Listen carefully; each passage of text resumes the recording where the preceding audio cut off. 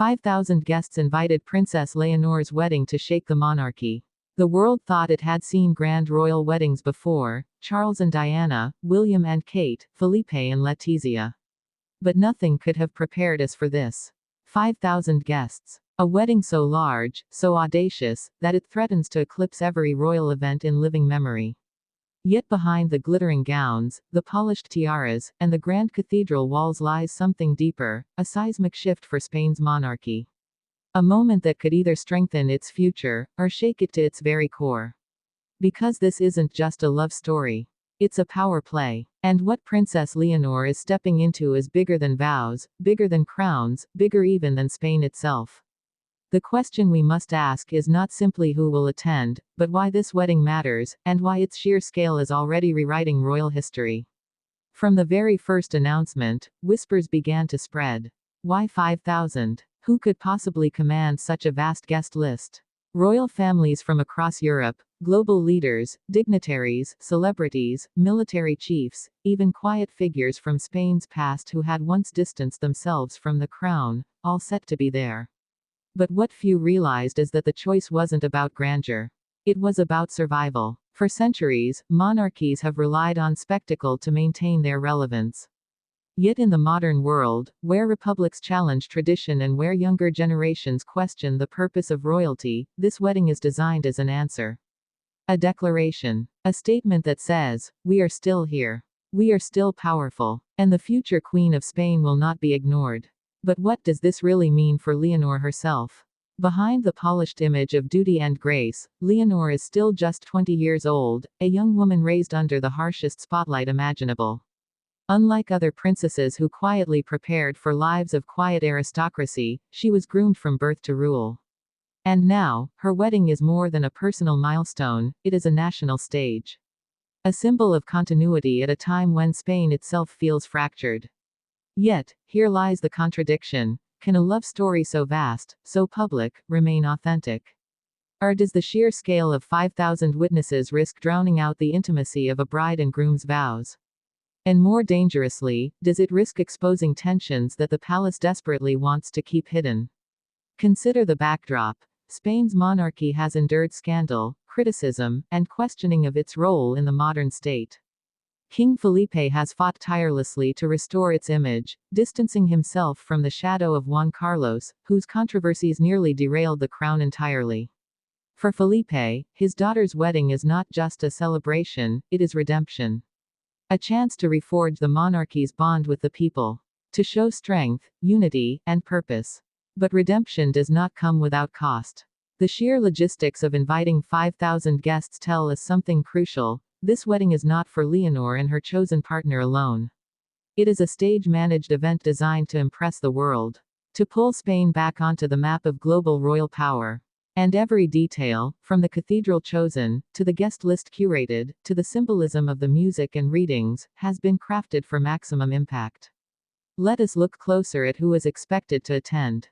The Danish royal family, of course, given Leonor's long-rumored ties to Prince Christian. The Windsors, always central to any royal gathering, their presence both validating and strategic.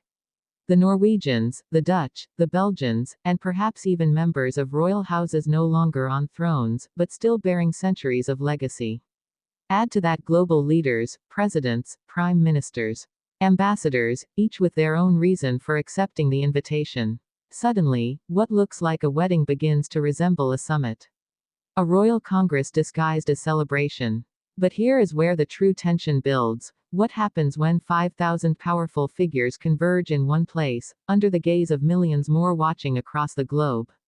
Can such an event remain free of controversy? Or will rivalries, old wounds, and political divisions spill quietly into the cathedral's aisles? Think back to Diana's wedding.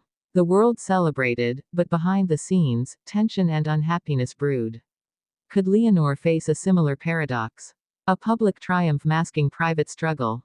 The palace insists this is her dream day, her moment of joy.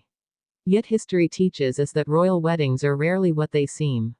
Even the choice of scale raises another question: is the monarchy overcompensating?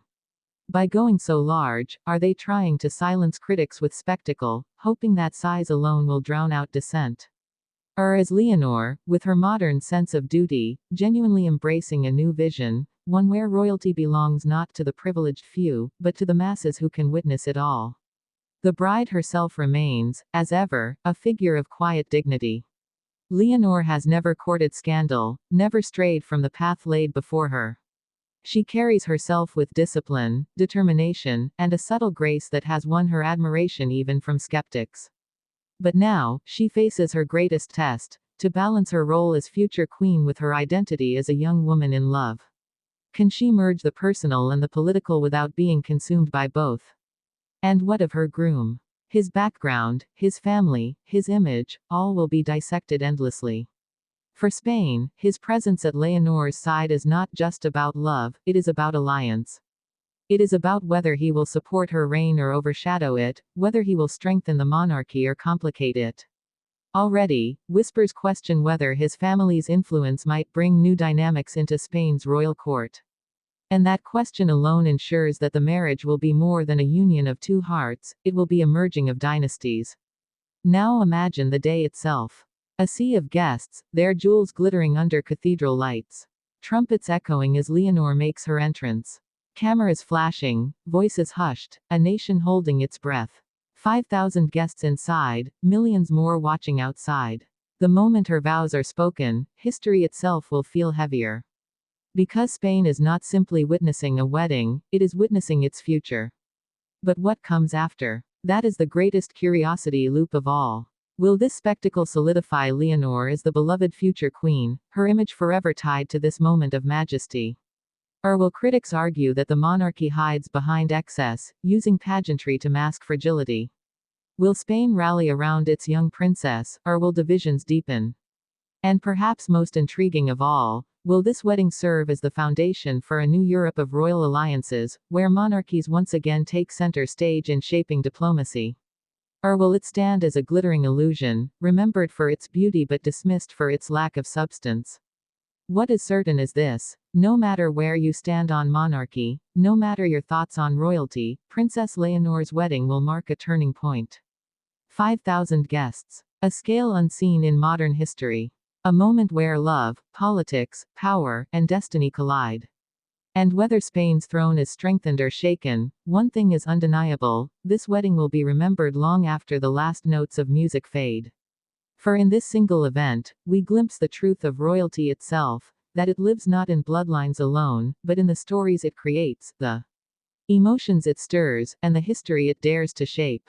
And as Leonor steps into her future, crowned not only as a bride but as a symbol of Spain's destiny, the world will watch, holding its breath, because deep down, we all know, this is more than a wedding. This is history being written in real time.